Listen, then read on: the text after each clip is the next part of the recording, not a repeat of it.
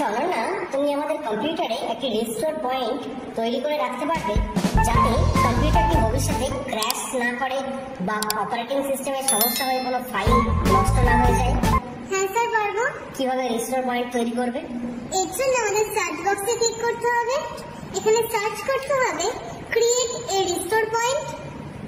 এরপর এখানে ক্রিয়েট অপশনে ক্লিক করতে হবে।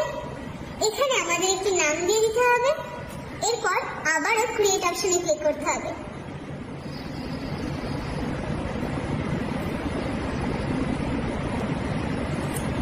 তাহলে আমাদের রিস্টোর পয়েন্টটি তৈরি হয়ে যাবে। পরবর্তীকালে অপারেটিং সিস্টেমে কোনো সমস্যা হলে সিস্টেম রিস্টোর অপশনে ক্লিক করতে হবে। এরপর নেক্সট অপশনে ক্লিক করতে হবে। এরপর এখানে রিস্টোর পয়েন্টটি সিলেক্ট করে নিতে হবে। এরপর নেক্সট অপশনে ক্লিক করতে হবে। তাহলেই আমাদের কম্পিউটারটি আগের অবস্থায় রিস্টোর হয়ে যাবে এবং কোনো সমস্যা থাকবে না। বাহ, একদম ঠিক বলেছো। Thank you sir. ওয়েলকাম।